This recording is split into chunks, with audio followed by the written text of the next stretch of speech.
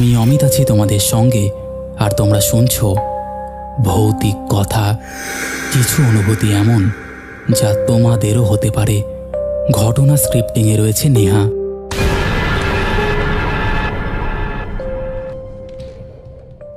Welcome back. কেমন আছো বন্ধুরা?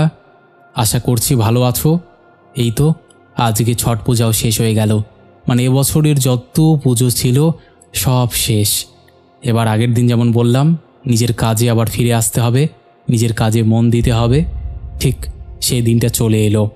এবার থেকে তোমরা তোমাদের কর্মে লেগে পড়ো, বেশি বেশি করে ভৌতিক কথা শোনো, বেশি বেশি করে ভৌতিক কথা পডকাস্ট শোনো। অ্যানিমেশন চ্যানেল তো আছেই, যদিও পডকাস্টে অনেক দিন এপিসোড আসেনি, কিন্তু খুব শীঘ্রই একটা চমক দেখতে পাবে। মানে বন্ধ যে এতদিন ছিল সেটার পরিবর্তে তোমরা এমন কিছু পাবে যে এতদিন বন্ধ থাকার বিষয়টাই ভুলে যাবে। যাই হোক, বেশি কথা বলবো না। আজকে তোমরা 3টে ঘটনা শুনবে। প্রথম 2টো ঘটনা একজন ট্রাক ড্রাইভারের জীবনে ঘটে যাওয়া ঘটনা, এবং তৃতীয় ঘটনাটা মেলা থেকে ফেরার পথে। 3টে ঘটনায় একদম জমজমাট হতে চলেছে। চলো আর কথা না বাড়িয়ে এবার আমরা শুরু করে দিচ্ছি। প্রথম ঘটনা। সময়টা খুব একটা পুরনো নয়, প্রায় 2014 সালের দিকে ঘটেছিল। তখন আমি ট্রাক চালাতাম, অনেকে লরি বলে। তো কলকাতা থেকে শিলিগুড়ি পর্যন্ত যাতায়াত করতাম প্রায়। রাতভর ড্রাইভ, মাঝখানে চা, সিগারেট, একটানা হেডলাইটের আলোয় শুকনো রাস্তা, এসব ছিল রোজকার ব্যাপার। ভূত ভয় এসব কথায় হাসতাম। কিন্তু ওই একটা রাতের পর থেকে আমি আজও রাস্তায় রাতে একা ড্রাইভ করি না। সেদিনও যেরকম একটা লোড নিয়ে রওনা দিয়েছিলাম তেমনই ছিল।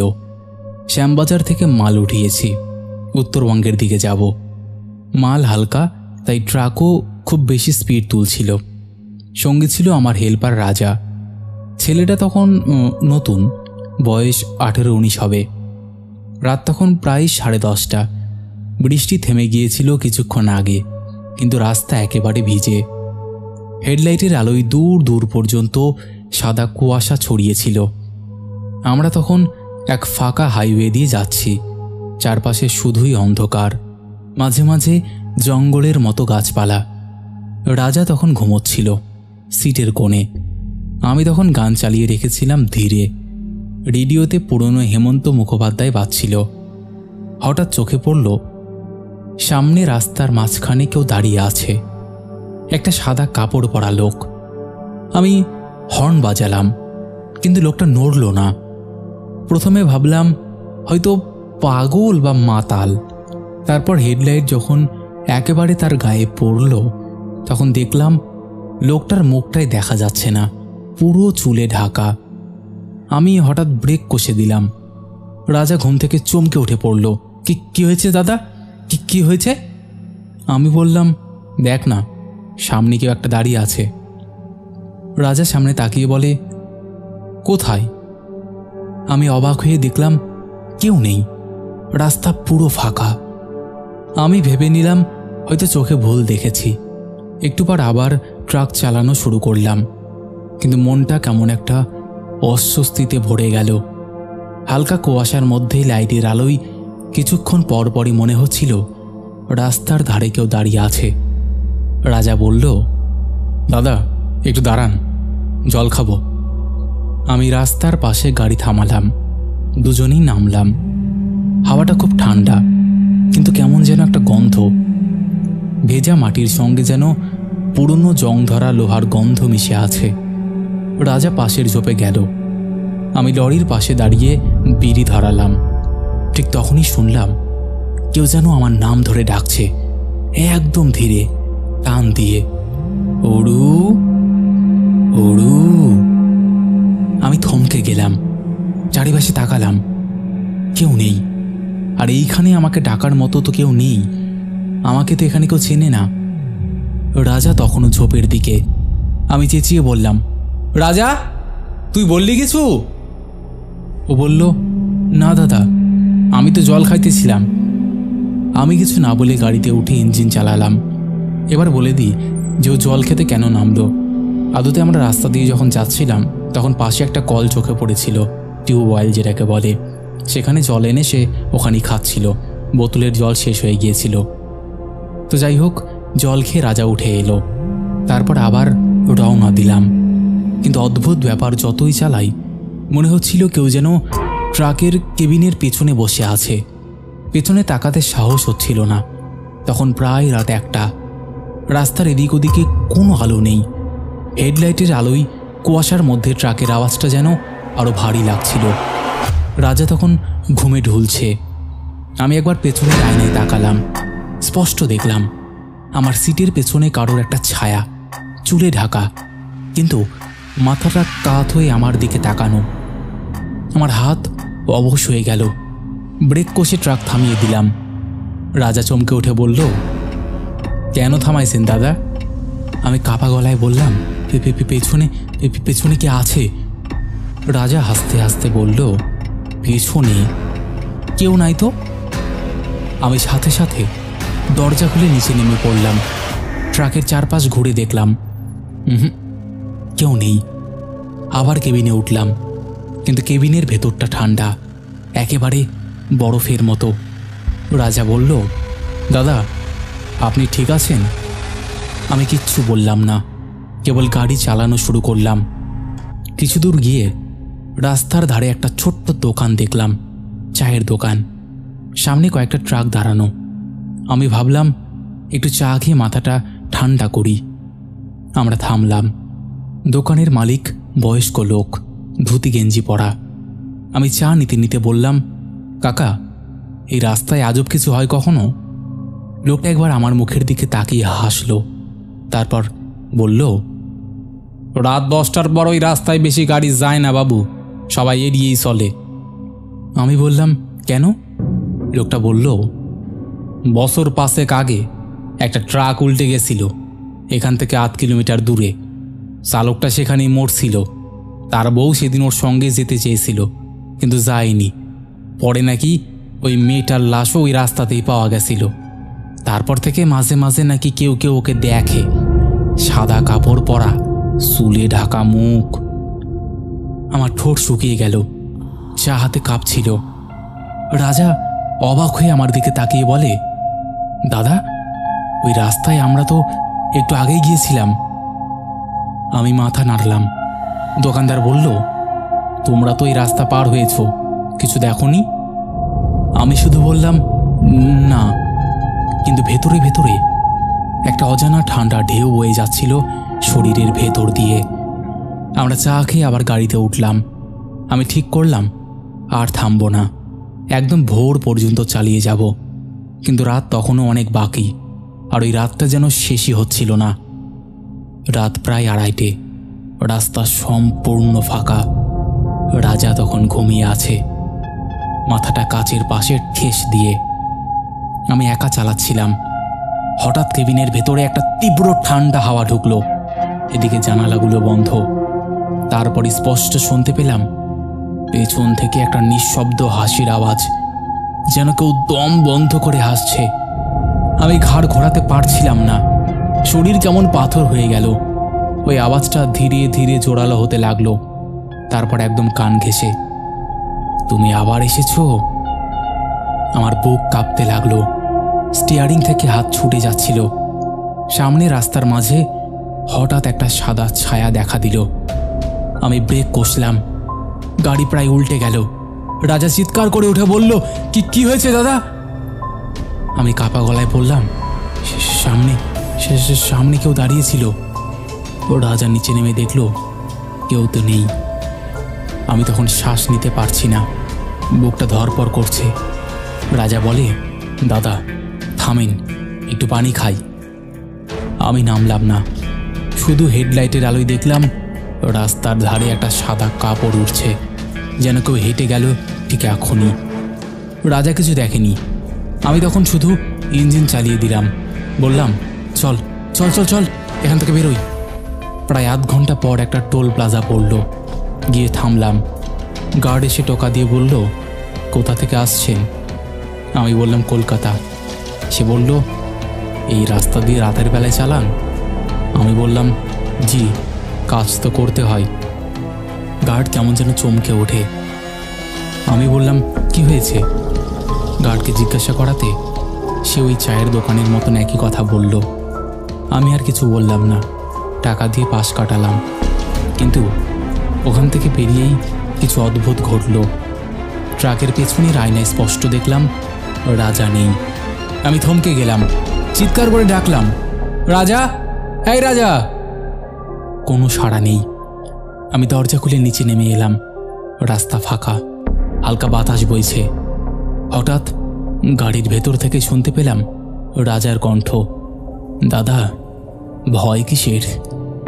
আমি পেছনে তাকিয়ে দেখলাম রাজা বসে আছে, কিন্তু ওর চোখ একদম ফাঁকা, কপাল থেকে রক্ত গড়াচ্ছে আর মুখে হাসি। আমি দৌড়ে পালাতে গিয়েছিলাম, কিন্তু পা নড়ছিল না, যেন কেউ পা চেপে ধরে রেখেছে। ঠিক তখনই কানে শুনলাম সেই একই গলা, তুমি কি আমায় দেখেছো? আমি চিৎকার করে জ্ঞান হারালাম। পরদিন সকাল প্রায় 8টার দিকে আমি চোখ খুললাম। দেখি আমি একদম হাইওয়ের পাশে পড়ে আছি। লোকজন জড়ো হয়েছে, কেউ জল দিচ্ছে।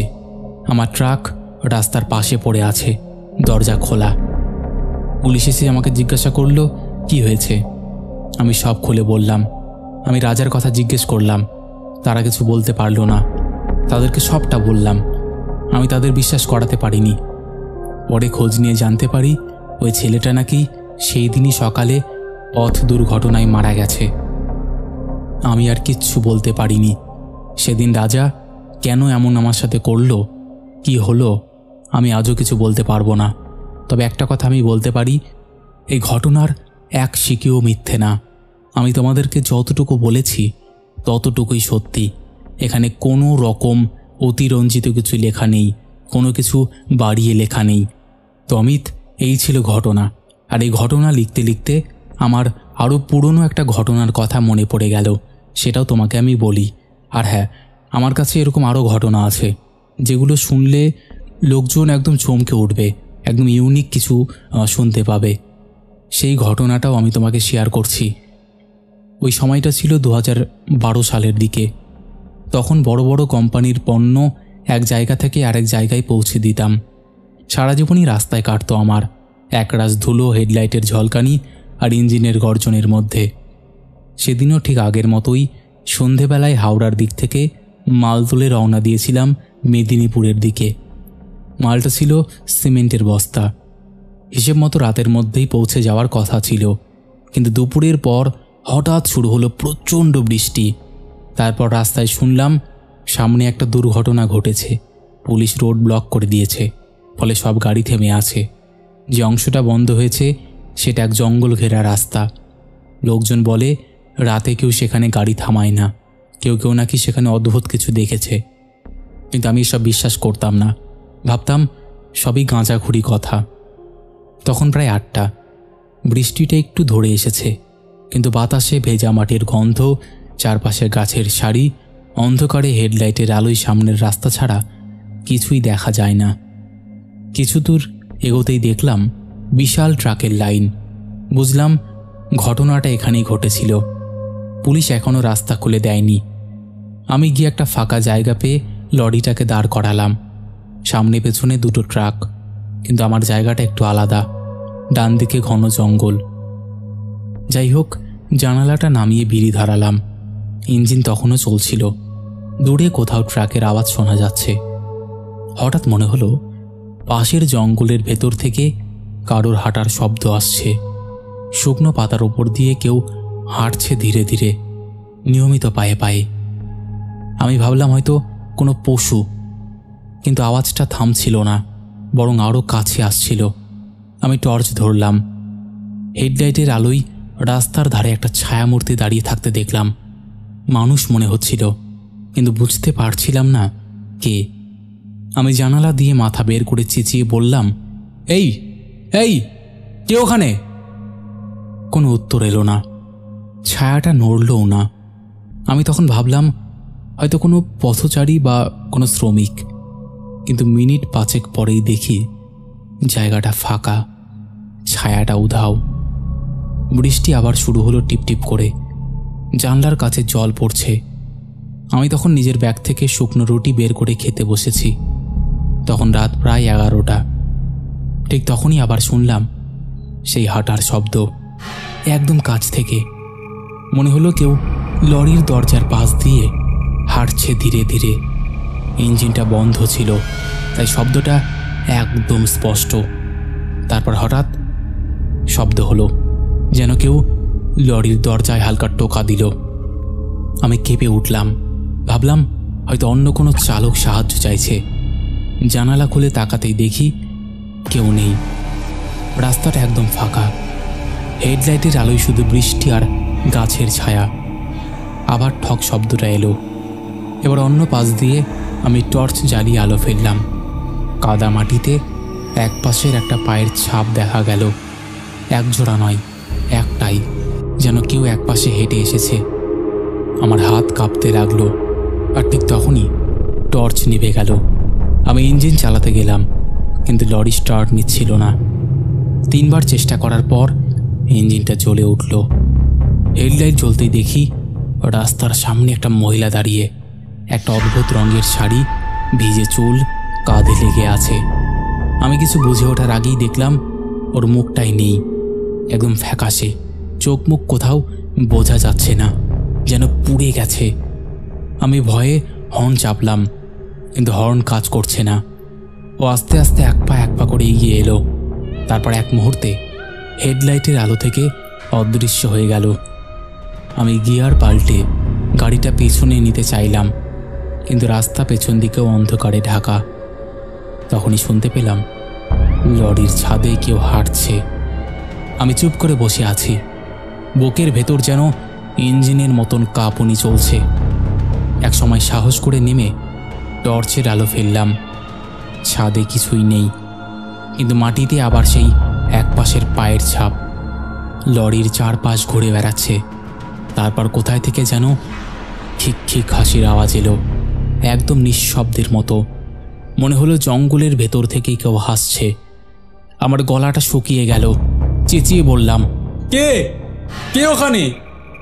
কোনো উত্তর নেই, শুধু বাতাসে বৃষ্টির গন্ধ। তারপর হাসিটাও মিলিয়ে গেল। আমি দ্রুত দরজা বন্ধ করে ভেতরে ঢুকে সিটে বসে পড়লাম। ভাবছিলাম সকাল হোক, এক মুহূর্ত এখানে থাকবো না। রাত তখন প্রায় 2টো। অজান্তেই চোখটা লেগে গেল, কিন্তু ঘুমের মধ্যেই মনে হলো কেউ আমার নাম ধরে ডাকছে, অরু, অরু। আমি চমকে উঠে বসলাম। চোখ খুলে দেখি লরির কাছের ওপারে কেউ দাঁড়িয়ে। মুখ দেখা যাচ্ছে না, আর কখনো কখনো হাত দিয়ে কাছে চাপড় মারছে। আমি স্থির হয়ে বসে আছি, শরীরের প্রতিটা রক্ত জমে গেছে। বাইরের বৃষ্টি তখনও প্রায় থেমে এসেছে, কিন্তু সেই ভিজে বাতাসের গন্ধ আর নিস্তব্ধতা যেন আরো ঘন হয়ে আসছে। জানলার ওপারে দাঁড়িয়ে থাকা ছায়াটা ধীরে ধীরে কাচের খুব কাছে চলে এলো। আমি ঠিক বুঝতে পারছিলাম না। ওর মুখের জায়গাটা একদম ফাঁকা, কোনো চোখ নেই, কোনো ঠোঁট নেই, কেবল ফ্যাকাশে ত্বকের মতন কিছু একটা। তারপর হঠাৎ ওর হাতটা কাচে ঠেকলো। কাচের উপর জল পড়ল না, বরং যেন ছায়ার ভেতর থেকে ধোয়ার মতন কিছু বেরিয়ে এলো। আমার বুকের ভেতর যেন কিছু একটা ফেটে গেল। আমি চোখ বন্ধ করে এক লাফে হেডলাইট নিভিয়ে দিলাম। অন্ধকারে সব নিঃশব্দ হয়ে গেল, কিন্তু তখনও মনে হচ্ছিল কেউ জানলার বাইরে দাঁড়িয়ে আছে, তাকিয়ে আছে। আমার নিঃশ্বাস ভারী হয়ে উঠেছিল। তারপর এক সময় সেই ঠক ঠক শব্দটা থেমে গেল। আমার বুকের ভেতর যেন কিছু একটা ফেটে গেল। আমি চোখ বন্ধ করে এক লাফে হেডলাইট নিভিয়ে দিলাম। অন্ধকারে সব নিঃশব্দ হয়ে গেল, কিন্তু তখনও মনে হচ্ছিল কেউ জানালার বাইরে দাঁড়িয়ে আছে, তাকিয়ে আছে। আমার নিঃশ্বাস ভারী হয়ে উঠেছিল। তারপর এক সময় সেই ঠক ঠক শব্দটা থেমে গেল। আমি ধীরে ধীরে চোখ খুললাম। জানালার বাইরে এখন কিছুই নেই, শুধুই অন্ধকার, আর দূরে গাছের ফাঁকে এক ফালি আলো, হয়তো অন্য ট্রাকের। আমি ভেবেছিলাম ব্যাপারটা শেষ, কিন্তু ভুল করেছিলাম। ঠিক তখনই কেবিনের পেছন দিক থেকে এক অদ্ভুত আওয়াজ এলো, যেন কেউ খুব ধীরে বালির উপর দিয়ে হাঁটছে। তারপর এক মুহূর্তে বুঝলাম আওয়াজটা লরির ভেতর থেকেই আসছে। আমি পেছনে তাকাতেই বুকের ভেতরটা হিম হয়ে গেল। আমার আমার ঠিক সিটের পেছনে একটা মেয়ে বসে আছে, একদম চুপচাপ বসে আছে। আমি চেঁচিয়ে উঠতে গিয়েও পারলাম না, গলা শুকিয়ে গেল, চোখ দুটো বড় হয়ে গেল। মেয়েটা ধীরে ধীরে মাথা ঘুরিয়ে আমার দিকে তাকালো। মুখটা একদম আগের মতো, চোখ মুখ কিচ্ছু নেই, শুধু মুখের মাঝখান থেকে একটা ভেজা কালচে দাগ গড়িয়ে পড়েছে নিচে। আমি যেভাবে পেছন ঘুরে তাকিয়েছিলাম সেইভাবেই জমে গিয়েছিলাম, যেন নড়তেও পারছিলাম না। মেয়েটা আবার আস্তে আস্তে বলল, একটাই শব্দ, খুব নিচু, গলা ভাঙা, ফিরে যাও, ফিরে যাও। তারপর সব নিঃশব্দ হয়ে গেল, বাইরের বাতাসও যেন থেমে গেল। আমি কাঁপতে কাঁপতে দরজা খুলে বাইরে নেমে পড়লাম। বৃষ্টির কাদা মাখিয়ে রাস্তার মাঝে দাঁড়ালাম। চারপাশে অন্ধকার, দূরে অন্য ট্রাকের আলো নিভে গেছে। মনে হলো পুরো রাস্তা যেন ফাঁকা, শুধু আমার লরিটাই দাঁড়িয়ে আছে। আমি দৌড়ে সামনের দিকে গেলাম। একটা ট্রাকের কাছে পৌঁছে দেখি চালক নেই, কেউ নেই, সব দরজা খোলা, একটাও মানুষ চোখে পড়ছে না। আমি হাঁপাতে হাঁপাতে ডাকলাম, হ্যালো হ্যালো, কেউ আছো? আরে আশেপাশে কেউ আছো কি? কিন্তু কোনো সাড়া নেই। তখনই হঠাৎ লরির দিক থেকে একটা আওয়াজ এলো। মনে হলো ইঞ্জিন নিজেই চালু হলো। তারপর হেডলাইট জ্বলে উঠল, আর সেই আলোই রাস্তার মাঝখানে আমি স্পষ্ট দেখলাম সেই ছোট্ট মেয়েটা দাঁড়িয়ে আছে। এবারও মুখ দেখা যাচ্ছে, কিন্তু মুখটা আসলে মুখ নয়, পুরো যেন জ্বলে গলে গেছে। আর ওর হাতের একদিকে বড় একটা ক্ষত, সেখান থেকে রক্ত ঝরছে। আমি স্তব্ধ হয়ে তাকিয়ে আছি। মেয়েটা ধীরে ধীরে এগিয়ে আসছে আমার দিকে, পা টেনে টেনে হাঁটছে। আমি পেছাতে পেছাতে রাস্তার ধারে এসে গাছের গায়ে ঠেকলাম। তখন ও আমার কাছাকাছি। মুখের হালকা আলোয় দেখলাম ওর চোখের জায়গাটাই একদম ফাঁকা গর্ত। আমার ঠোঁট শুকিয়ে গিয়েছিল, গলা দিয়ে আওয়াজ বেরোচ্ছিল না। হঠাৎ ওর গলা থেকে একটা ভাঙা শব্দ বেরোলো, যেন কেউ কাঁদছে আর হাসছে একসাথে। তারপর বলল, তুমি তুমি ওইখানে ছিলে? আমি কাপা গলায় বললাম, কে কে কে কে কে তুমি, কে? ওর মুখের দিক থেকে শুধু শো শো বাতাস বেরোলো। তারপর হঠাৎ সব নিঃশব্দ। মেয়েটা এক মুহূর্তে অদৃশ্য হয়ে গেল। শুধু হেডলাইটের আলোয় দেখা গেল রাস্তার ওপর একজোড়া পায়ের ছাপ কাদার মধ্যে। তারপর মিলিয়ে গেল ধীরে ধীরে। আমি পেছন ঘুরে দেখি রাস্তার অন্য প্রান্তে একটা পুরনো বাঁধানো জায়গা। মনে হলো কেউ দুর্ঘটনায় মারা গিয়েছিল হয়তো। আমি সেই দিকে এগিয়ে গেলাম। সেখানে একটা ছোট্ট পাথর বসানো, তার উপর ঘোলা বৃষ্টির জলে লেখা কিছু অক্ষর। বুঝতে পারলাম ঠিক এই জায়গায় একজনকে সমাধি দেওয়া হয়েছিল। যাই হোক, আমি আর কোনো রকম দেরি না করে সেখান থেকে বেরিয়ে এলাম। তারপরেই শুনলাম কিছু বছর আগে ওই রাস্তায় এক লরি উল্টে পড়ে আগুন ধরে গিয়েছিল। চালক বেঁচে গিয়েছিল, কিন্তু পাশে বসা একটা মেয়ে, যার নাম ছিল সুনিতা, পুড়ে গিয়েছিল পুরো শরীর সহ। আর লোকজন বলতো রাতে মাঝে মাঝে নাকি ওকে দেখা যায় লরির সামনে। তখন আমি বুঝলাম আসলে বিষয়টা কি।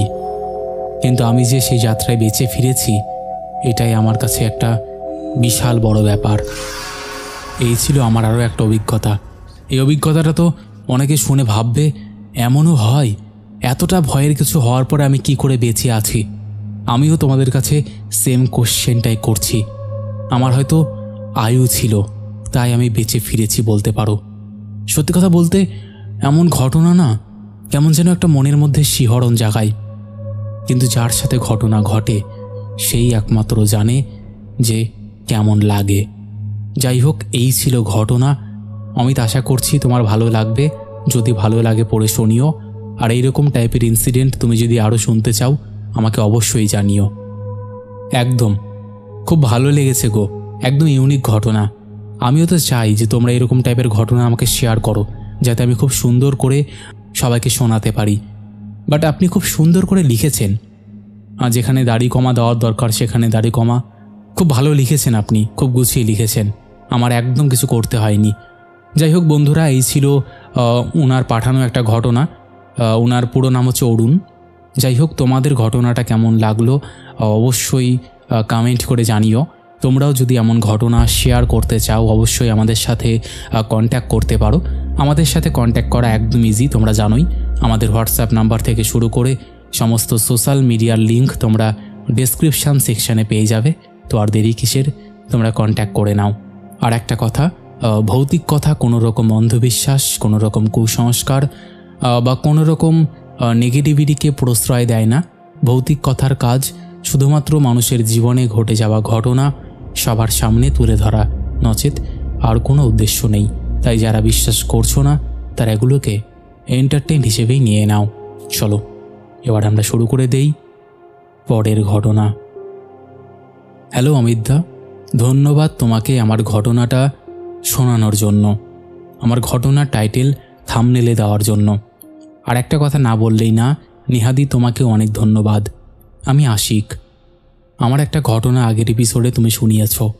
এখন আরও একটা অলৌকিক ঘটনা আছে যেটা আমার সাথে ঘটে গেছে, তার মধ্যে এটা একটা। তো বেশি কথা না বলে সরাসরি ঘটনাতে আসি।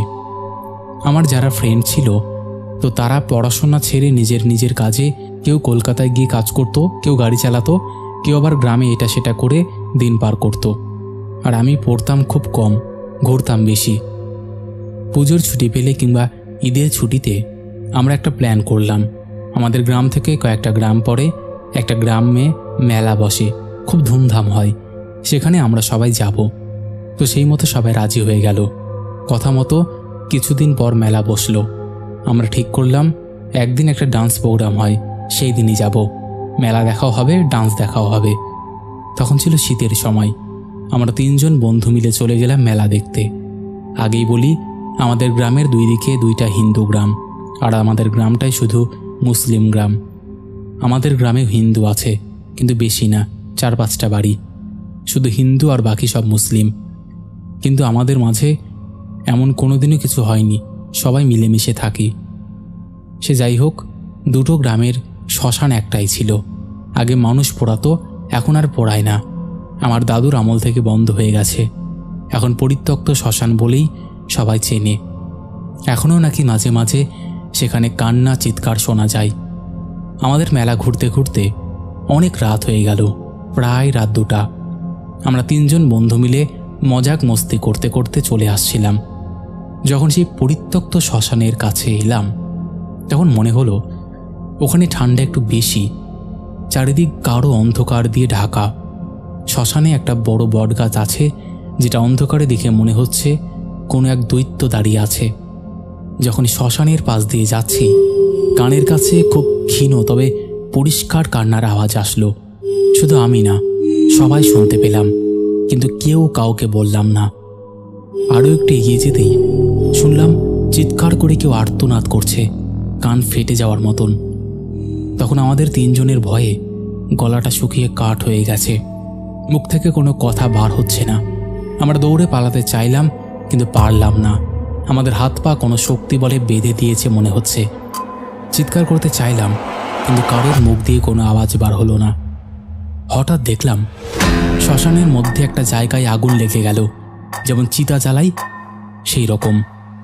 সঙ্গে সঙ্গে একটা মাংস পোড়া গন্ধে চারিপাশটা ভরে গেল, আর তার সাথে কান্না মিশ্রিত চিৎকার করে কেউ বলছে, আমাকে ছেড়ে দাও।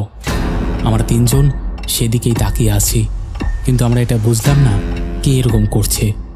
আমরা পেছনে ফিরতেই দেখি একটা নারী মূর্তি দাঁড়িয়ে। সেটা দেখে হৃৎপিণ্ডটা ধক করে উঠল। এটা কাকে দেখছি আমরা? এটা কোনো মেয়ে না, পুরো শরীর পোড়া, গায়ে কোনো কাপড় নেই, সব চামড়া ঝলসে গেছে, শরীর থেকে মাংস খসে পড়ছে, চোখটা ধূপ করে জ্বলে বন্ধ হয়ে গেল। এটা দেখে হৃৎপিণ্ড বার হওয়ার মতন অবস্থা। আমরা সবাই অজ্ঞান হয়ে পড়লাম। তারপর কি হলো জানি না। গাছের পাতার উপর কুয়াশা পড়ে বৃষ্টির মতন আমাদের মুখে পড়ছে। তখন আমাদের জ্ঞান ফিরল। চোখ খুলে দেখি ভোরের আলো ফুটে গেছে। রাতের কথা মনে পড়তেই শরীর দিয়ে একটা শীতল স্রোত বয়ে গেল। সেখান থেকে উঠে কোনো রকমে বাড়ি এলাম। বাড়ি এসে কাউকে কিচ্ছু বলিনি, কারণ বললে বকাবকি করবে। তবে ঘটনাটা কিন্তু এখানেই শেষ না, আরও কিছু আমাদের জন্য অপেক্ষা করছে, যেটা আমরা অজানা। দিনের বেলায় কিচ্ছু হয়নি, যা ঘটার ঘটল রাতে। রাতে ঘুমিয়ে আছি, ঠিক কয়টা বাজে জানি না, একটা খসখস শব্দ হচ্ছে ঠিক আমার রুমের বাইরের দিকে। মনে হচ্ছে বাড়ির বাইরে কেউ হেঁটে বেড়াচ্ছে। আমার রুমের ডিম লাইট জ্বলছে, বাইরেটা পুরো অন্ধকার।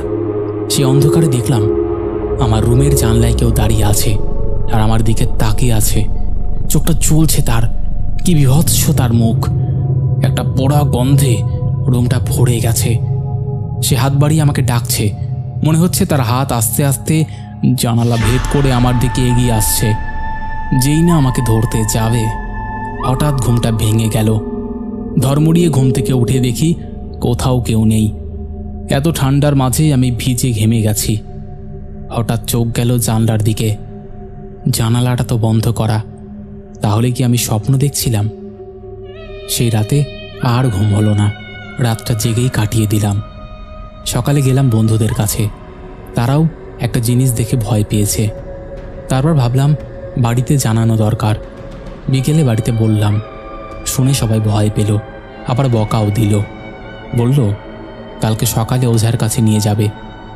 রাতে খাওয়া দাওয়া সেরে ঘুমোতে গেলাম, ঘুমিয়েও গেলাম। মাঝরাতে দেখলাম আবার একটা ঘটনা, তবে বাইরে না, রুমের ভেতর চলে এসেছে একটা নারী। কি ভয়ঙ্কর সে দৃশ্য! কাপড় পুড়ে গায়ে চিপকে গেছে, চামড়াটা ঝুলছে গেছে, রুমটা পোড়া গন্ধে ভরে গেছে। শরীর থেকে মাংস খসে খসে আমার রুমে পড়ছে আর আমাকে ডাকছে। সে আমার হাত ধরে টেনে নিয়ে যাচ্ছে। কি ঠান্ডা তার হাত! আমার পুরো শরীর জমে যাওয়ার মতন অবস্থা। চিৎকার করতে চাইছি, কিন্তু মুখ থেকে কোনো রকম আওয়াজ বার হচ্ছে না। মনে হচ্ছে কেউ আমার গলাটা টিপে ধরে আছে। আমাকে টানতে টানতে সেই পরিত্যক্ত শ্মশানের কাছে একটা বট গাছের নিচে নিয়ে চলে এসেছে। চারিদিকে কালো অন্ধকারে ঢাকা। সেই রাতটা ছিল অমাবস্যার রাত। দূর থেকে কিছু শিয়াল একসঙ্গে কান্না করে উঠল। তার সঙ্গে মিশে আছে সেই নারী মূর্তির কান্না ভরা চিৎকার। কিন্তু আমার কাছে মনে হচ্ছে ওটা কান্না নয়, কেউ যেন অধীর উল্লাসে হাসছে। আমার এই অবস্থাটা দেখে আমি হাত ছাড়ানোর জন্য ছটফট করছি, কিন্তু কিছুতেই পারছি না। কি ভয়ঙ্কর দৃশ্য! মনে হচ্ছে প্রাণটা বার হয়ে গেল। তখনই হুট করে আমার ঘুমটা ভেঙে গেল। আমি বুঝতে পারলাম স্বপ্ন দেখছি।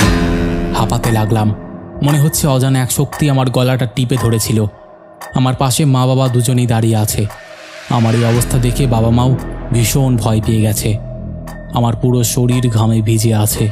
তাহলে কি আমি এতক্ষণ স্বপ্নই দেখছিলাম? রুমে পোড়া গন্ধটাও আর নেই। মনে হচ্ছে কিছু হয়নি, সব স্বাভাবিক। সেই রাতটা বাবা মার সঙ্গে জেগেই কাটিয়ে দিলাম। সকালে রওনা দিলাম কবিরাজের কাছে। সেখানে গিয়ে কবিরাজ বলল, আমি একটা ভুল করেছি, তাই আমার সঙ্গে এমন হচ্ছে। আর সেই ভুলটা হলো, আমি মেলা দেখতে যাওয়ার পথে আমার খুব জোরে বাথরুম পেয়েছিল। তাই কিছু না ভেবে ওই শ্মশান লাগোয়া একটা বট গাছের আড়ালে বাথরুম করেছিলাম। সেই বাথরুমের ছিটা পড়েছে ওই বট গাছের ওপর, আর ওই বট গাছের ওপর ওই নারী মূর্তি থাকে, যাকে আমি দেখেছি। তাই আমার সঙ্গে এমনটা হচ্ছে। যাই হোক, এরপর কবিরাজ আমাকে ঝাড়ফুঁক করে দিয়ে একটা তাবিজ দিলেন আর বললেন ওই বট গাছের কাছে গিয়ে ভুলের ক্ষমা চাইতে, আর গাছটাকে জল দিয়ে ধুয়ে ধূপকাঠি জ্বালিয়ে আসতে। আমি সেই দিন বিকেলে গিয়ে সেটাই করলাম। ক্ষমা চেয়ে ধূপকাঠি জ্বালিয়ে চলে এলাম। আমার সঙ্গে আমার ওই দুই বন্ধু ছিল। তারপর থেকে আমার সাথে আর কিচ্ছু হয়নি। দাদা, ঘটনাটা এই পর্যন্তই। তোমার ভালো লেগে থাকলে অবশ্যই ভৌতিক কথা পরিবারে পড়ে শুনিও। হয়তো গুছিয়ে লিখতে পারিনি, তুমি তোমার মতন করে গুছিয়ে নিও। আর একটা কথা আমরা সবাইকে বলতে চাই, যখন বাইরে কোথাও যাবে বা থাকবে, কোনো জায়গায় বাথরুম করার আগে দেখে নেবে। আর যদি পারো না করার চেষ্টা করবে, কারণ আমাদের সাথে যেটা হয়েছে সেটা তোমাদেরও হতে পারে। আর আমার দুই বন্ধুর নামটা প্লিজ হ্যালো করে বলে দিও। একজনের নাম মেহেদি হাসান আর একজন জাকির হোসেন। হ্যালো জাকির, হ্যালো মেহেদি। তো বন্ধুরা, এই ছিল আমাদের আজকের জমজমাট একটি এপিসোড বলতে পারো। আশা করছি এই এপিসোডটা তোমাদের দারুণ লেগেছে। কেমন লেগেছে তোমরা অবশ্যই সেটা কমেন্ট করে জানাবে। ভালো লেগেছে না খারাপ লেগেছে সেটাও জানাবে। চলো আর দেরি করব না, এবার আমরা শুরু করে দেব শাউট আউট পর্ব। শেষের এপিসোডে ফার্স্ট কমেন্ট করেছে SK Araful Hossain, second comment করেছে অভিজিৎ দাস, থার্ড কমেন্ট করেছে লক্ষ্মণ সর্দার। তিনজনেই লাভ লাভ রিয়াক্ট দিয়েছে। তারপরে কমেন্ট করেছে স্বপ্না বাজাল, অঞ্জলি মণ্ডল, পূর্ণ ঘোষ, সুস্মিতা চরণ, শ্রীমান দে, সঞ্জীব ঘোষ, সুদেশনা কায়াল, অনন্যা ভৌমিক, অঞ্জলি মণ্ডল, সুমন দেব বর্মন, জবা দেবী লিখেছে, হ্যালো আমি ডানকুনি থেকে জবা চক্রবর্তী বলছি, আমার নামটা আপনি অবশ্যই নেবেন। হ্যালো জবাদি।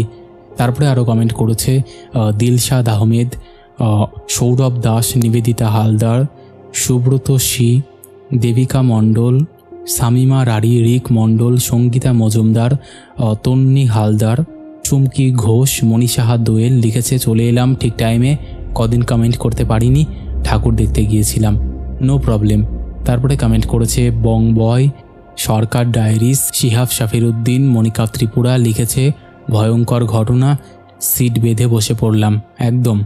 তারপরে কমেন্ট করেছে গীতা গোস্বামী, হিরো বয় লিখেছে, অনেক পুরনো সাবস্ক্রাইবার, প্রায় 3 ইয়ার আগের, বাট আমি কমেন্ট করি না কারণ আমি অনেকগুলো গল্প জড়ো হলে একসঙ্গে শুনি তাই।